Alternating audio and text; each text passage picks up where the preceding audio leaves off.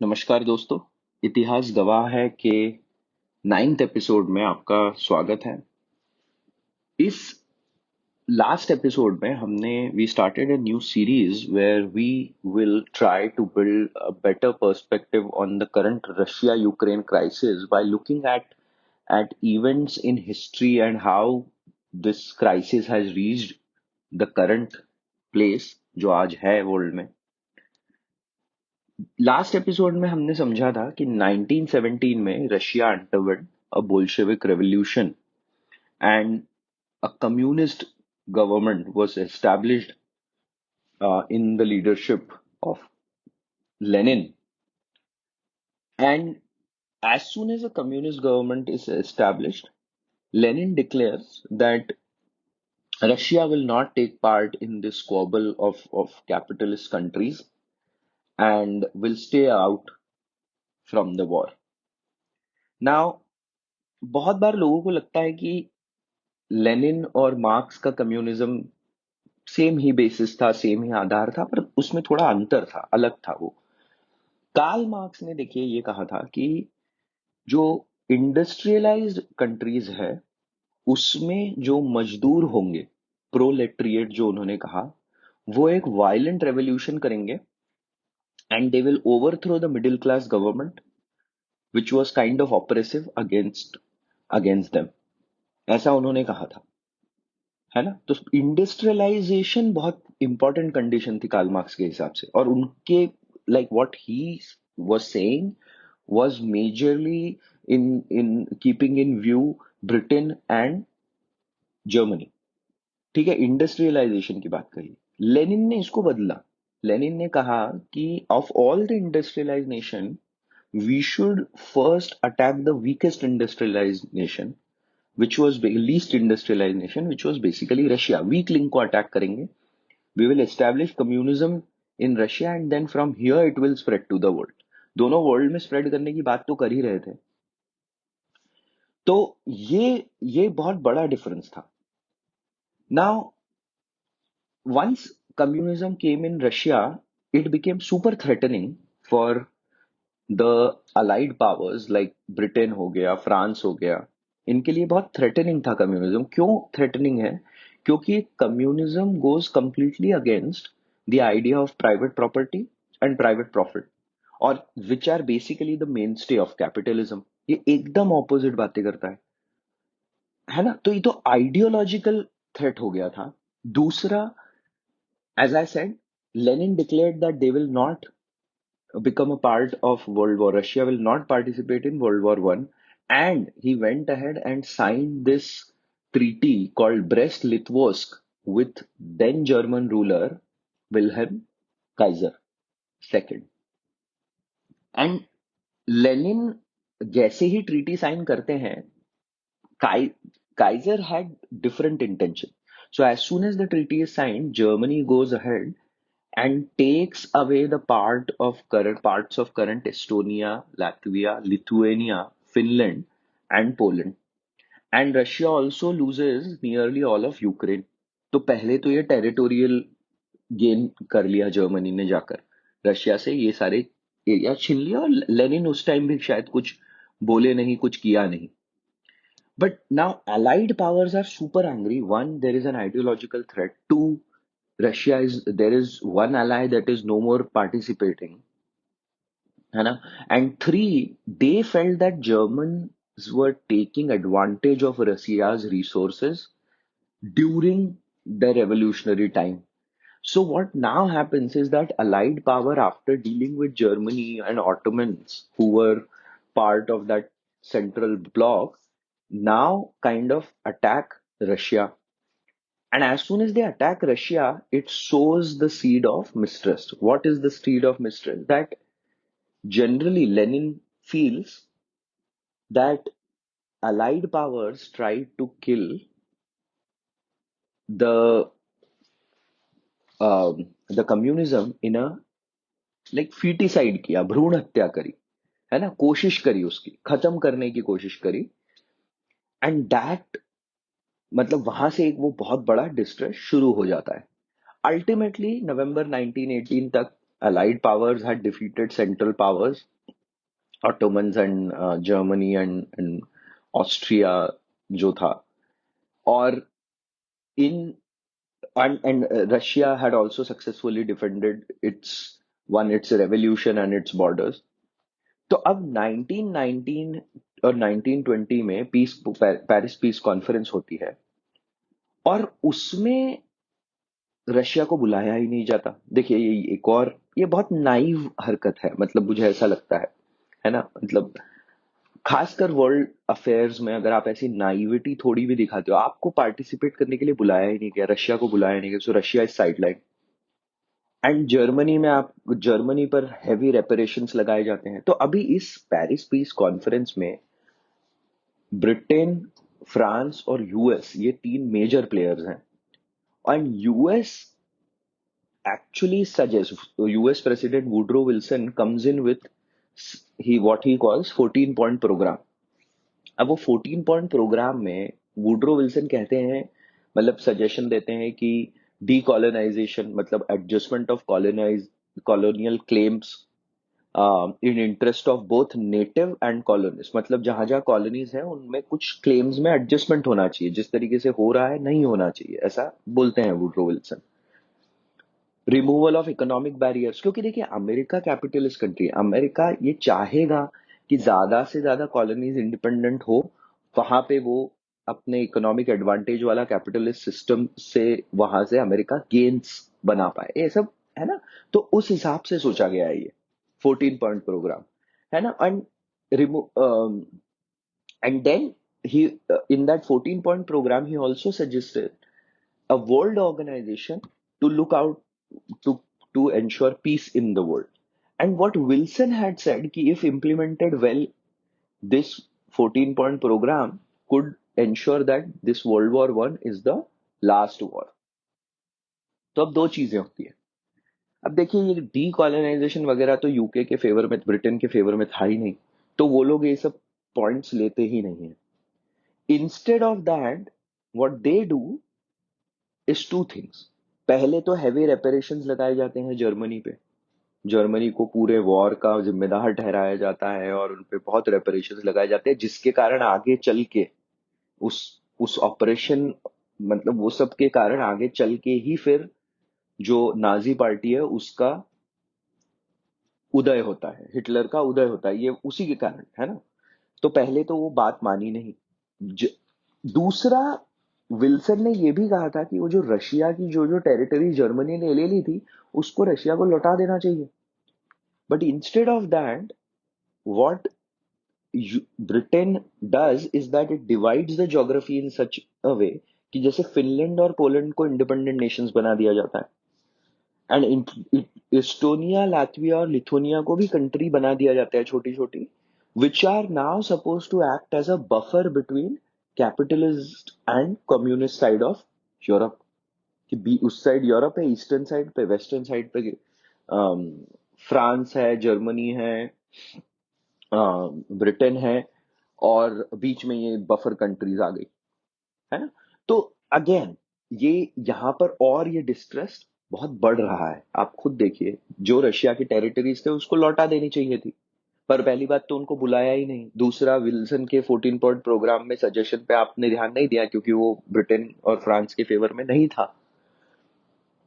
जहां जिस सजेशन पे ध्यान दिया गया वो था लीग ऑफ नेशंस, कि एक लीग ऑफ नेशंस बनाया गया, एंड इसमें US Senate did not let Woodrow Wilson, मतलब Woodrow Wilson wanted America to participate in the League of Nations, and but US Senate did not allow for that, and Wilson actually kind of suggested that without America's participation there would be another war in one generation। और देखिए बहुत prophetic words थे उनके ये, president Woodrow Wilson के, और वही हुआ, नेक्स्ट वर्ल्ड वॉर होगा, है ना, उसी जनरेशन, एक जनरेशन में ही बोला उन्होंने, हो गया फिर आगे चल के। तो अब ये बड़ा, मतलब यहाँ पे माहौल बहुत गर्म हो गया है because of the way Britain, France, like the Victus जैसे कहते हैं, उन्होंने जिस तरीके से ट्रीटमेंट किया जो लोग नहीं विक्ट्री पाए थे, या जो लोग पार्टिसिपेट ही नहीं करे थे, वो थोड़ा उस ट्रीटमेंट में गड़बड़ी हो गई, आप देख रहे हैं। अब 1924 तक लेनिन लेनिन की डेथ होती है 1924 में, और स्टालिन आते हैं। अब देखिए, स्टालिन का जो कम्युनिज्म था उसका तो मतलब वो रशियन, पहले तो उसमें भयंकर नेशनलिस्टिक फर्वर थी उस कम्युनिज्म में। मतलब स्टालिन ने बोला कि वर्ल्ड वगैरह नहीं, हमको अभी रशिया को ही पे ही ध्यान देना चाहिए। एंड दूसरा, ये बहुत ज्यादा ब्रूटल था। मतलब स्टालिन का कम्युनिज्म सुन के, विचार करके अभी भी लोगों के रोंगटे खड़े हो जाते हैं। तो what did he do? So Stalin said कि इसको, रशिया को तो हमें पहले इंडस्ट्रियलाइज्ड बनाना होगा। So he started that by unifying all the agricultural land towards collective farming, and began industrializing Russia in a very centralized and autocratic way. तो बहुत सारी फार्मलैंड अक्वायर करी जाती है, and in the process about 1 million people वर, 10 लाख लोग, 10 लाख, और ये Russia के ही लोग हैं, आप खुद सोचिए। ये रशियंस हैं जो मारे जा रहे हैं, एंड मिलियन अदर्स, मतलब अभी करीब 10 लाख और को डिस्प्लेस किया गया, एग्जाइल कर दिया गया, सर्बिया एग्जाइल कर दिया गया। मतलब इस तरीके के हथकंडे अपनाए गए, एंड उन्होंने रशिया को इस तरीके से फार्मलैंड को यूनिफाई करने की और इंडस्ट्रियलाइज रशिया बनाने की ये कोशिश करी। अब देखिए, जो भी है, जो ब्रुटैलिटी वगैरह है उस वो तो बाहर निकल के आई ही, but to Stalin's credit, he did seem to make progress under this model, under this centralized communist model. And if you remember, आप लोगों को पता ही होगा कि by 1929 the capitalist side of the world was undergoing a great depression struck in 1929. और अब आप खुद देखिए, suddenly in contrast this communist model seemed like an antidote or seemed like a great alternate model to capitalism, क्योंकि great depression दिख रहा है, और कम्युनिस्ट कंट्री जो रशिया है वो प्रोग्रेस करते हुए दिख रही है। इनफैक्ट इसी समय, around this same time, Jawaharlal Nehru had visited Russia, 1927 to be exact, and they, like he was, मतलब he was very very happy and excited, क्योंकि सबको इनकम है, सबको कुछ अधिकार है, सबको सुविधाएं हैं। नेहरू ने देखा है कि अरे ये तो बहुत ही बढ़िया मॉडल है। और देखिए, सेंट्रलाइज्ड, ये कम्युनिस्ट मॉडल जो था, सेंट्रलाइज्ड मॉडल का एक क्या होता है कि अभी it is not market driven, है ना। तो प्रॉफिट भी आपको सेंट्रल वो ही से ही मिल रहा है किसी को। मतलब प्रॉफिट का कोई सेंस ही नहीं है, क्योंकि आप सेंट्रलाइज्ड वे में ही प्रॉफिट डिस्ट्रीब्यूशन कर रहे हो, सैलरीज डिस्ट्रीब्यूट कर रहे हो, इनकम भी उसी पे हो रही है, प्राइस भी उसी के बेसिस पे तय हो रहा है। तो वो शुरू में that model looks very appealing, है ना। And that is the time when Nehru visited it. So Nehru basically got very excited, and he wanted कि भाई जैसे ही इंडिया को इंडिपेंडेंस मिले, वो यहाँ पे भी, इंडिया में भी वही मॉडल आए, और वही हुआ। आप देखेंगे तो इंडिया के इंडिपेंडेंस के पहले 2 दशकों में, 3 दशकों में, रादर 4 बोल लीजिए, है ना, हमारे इसमें सोशलिस्ट मॉडल अप्लाई हुआ। और जी हाँ, हमको मतलब बाद में पता चला कि उसका एक तरीके से हमको नुकसान हुआ, बट ठीक है, वो बात अलग है।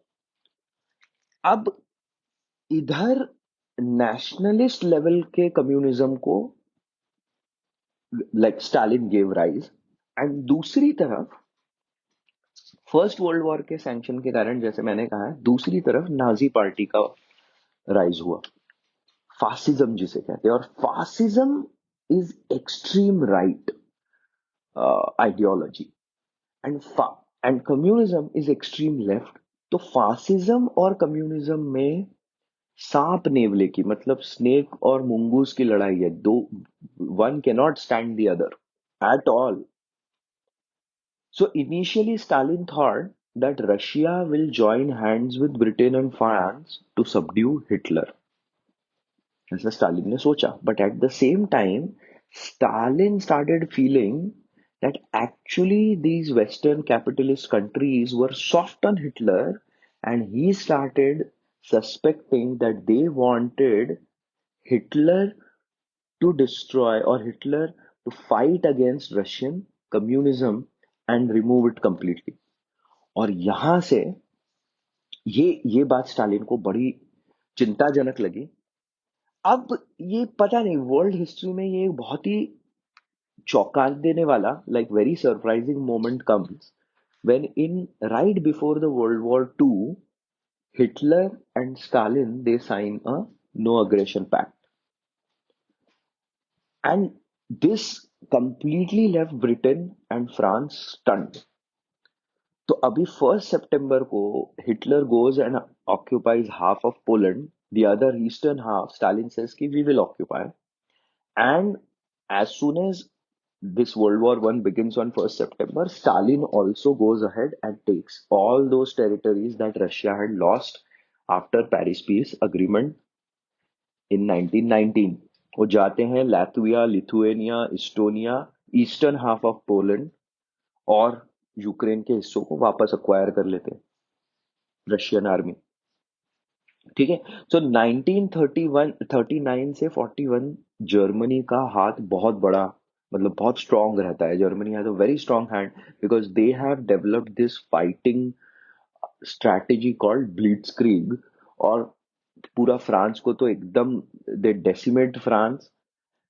America has not yet entered the war, and Britain is having a hard time. Churchill was under a massive pressure to open negotiations with Hitler, and this is the same time when he had given that speech in the British Parliament, I shall fight everywhere. है ना, मैं land पे, मैं seize पे, मैं कहीं पे भी फाइट करूंगा, but I shall not surrender. ठीक है। तो 1941 तो ऐसा लग रहा था कि जर्मनी इज हैवी, जर्मनी भारी पड़ रहा है। However, in May of 1941, Hitler committed a error. Hitler ने एक मिस्टेक कमिट करी। ऐसा लगता है हिटलर ने शायद हिस्ट्री नहीं पढ़ी थी, थोड़ी सी पढ़ लेते तो नहीं करते, पता नहीं जो भी है। पर उन्होंने नो एग्रेशन पैक्ट जो रशिया के साइन किया था वो ब्रेक किया, and Hitler attacked Russia in may of 1941, and this literally gave a lifeline to Britain, who was literally single-handedly resisting Germany in the war. France तो बहुत week था, as an allied बहुत ही week था, है ना। तो Britain ही था। और जैसे ही हिटलर रशिया पे अटैक करते हैं, Britain join hands with Russia, and पहली बार ऐसा लगता है कि there is some kind of figment of some, कोई थोड़ा सा एक फ्रेंडशिप कुछ जन्म लेती हुई दिख रही थी। अब हिटलर ने रशिया पे क्यों अटैक करा, ये एक मीन काम्प में हिटलर कहते हैं कि ही यूज्ड टू हेट, उनको वो स्लाव जाति जो है उससे बहुत घृणा थी, he hated that and that's why. But बाद में लाइक मोर एनालिसिस हिस्टोरियंस का कहना ये पड़ता है कि by that time the world had realised the value of hydrocarbon reserves, and Hitler thought that the Russian hydrocarbon reserves could be very very important for Germany. अब देखिए, Europe का सबसे बड़ा मेन प्रॉब्लम ही एनर्जी है। उसी के कारण से अभी भी ये रशिया यूक्रेन वॉर बड़ा इंटरेस्टिंग है ना। समझेंगे कैसे इंटरेस्टिंग है, बट बहुत एनर्जी का स्ट्रगल है यूरोप में। तो कहते हैं यही रीजन था that he invaded, and again he committed a big error there, gross error there. क्योंकि उन्होंने सोचा कि मार्च में हम जाएंगे, अपने ब्लिट्जक्रीग वगैरह करेंगे और अक्टूबर तक जीत वीत लेंगे रशिया को, और ऐसा कुछ हुआ नहीं। They were not even German armies, they say were not even prepared for the cold they encountered in Russia, similar to Napoleon's army, वो जो पुराना हमने पुरानी सीरीज में डिस्कस किया था। Anyways, so that gave Britain a lifeline. They joined hands with Russia, and as we know that by December of 1941, America had also entered the war after the Pearl Harbor attack. So now suddenly, allies seemed very very strong. And what happens now is from here until the end of the war, Russia starts taking territories, all those territories that from away back from Germany, and comes like Stalin's army, they occupy until eastern part of the Germany, and idhar se second मोर्चा खोला जाता है, second front is open by America, France, and Britain, and they occupy and they go until western part of Germany. Germany is ultimately defeated in this war. And now, in March of 1947, there are treaties, Paris Peace Treaties हुई होती हैं, and now America has an extremely strong hand in this pura situation because 1941 में, right before America entered the war, they create something called Atlantic Charter, जहां पे वो basically UK को कहते हैं कि अब आपको डीकोलोनाइज सबको करना ही पड़ेगा। और डीकोलोनाइजेशन होने के कारण अमेरिका realizes कि there are two-third new countries that will be added to the world cartography. And this for America was the biggest opportunity क्योंकि these were all going to be free markets if they remained free democratic governments, right? Britain had lost power as we understand by the end of World War II. And Stalin, on the other hand, wanted to ensure that the countries until East Germany have communism friendly governments, and that right there is the beginning of Cold War. In fact, in a speech given to US Senate on March 12th, 1947, the then President Harry Truman says there is one line: I believe it must be a policy of the United States to support free peoples who are resisting attempted subjugation by armed minorities. By armed minorities, he meant Russia and its communism, communist philosophy, communist ideology, subjugation by armed minorities or by outside pressure. फिर से पढ़ लेते हैं. I believe it must be a policy of the United States to support free peoples who are resisting attempted subjugation by armed minorities or by outside pressure. इसका कहने का मतलब ये है कि ये यूएस की पॉलिसी रहनी चाहिए, नीति रहनी चाहिए कि हम फ्री लोगों को वर्ल्ड में जो लोग हैं जो फ्री होना चाहते हैं और जो रेजिस्ट कर रहे हैं, क्या रेजिस्ट कर रहे हैं? अटेम्प्टेड सब्जुगेशन, मतलब जो आर्म्ड माइनॉरिटी गवर्नमेंट, जो आर्म्ड माइनॉरिटी आइडियोलॉजी है, आर्म्ड माइनॉरिटी मतलब रशिया, उसके अगेंस्ट जो लड़ रहे हैं उनको हम सपोर्ट करेंगे। और इसके पीछे अगेन वही मैं कह रहा हूं, जैसे इकोनॉमिक रीजन थे, पर यहां से ही कोल्ड वॉर शुरू होता है। और आज का एपिसोड के लिए हम इतना ही देखेंगे, इतना ही सुनेंगे, और कोल्ड वॉर पे आकर हम विराम देते हैं इस एपिसोड को। नेक्स्ट एपिसोड्स में हम थोड़ा कोल्ड वॉर में क्या क्या होता है, क्या क्या मेजर इवेंट्स होते हैं, ये डिस्कस करेंगे और वहां से फिर आगे बढ़ेंगे। सुनने के लिए आप सब लोगों का धन्यवाद। Thank you. जय हिंद।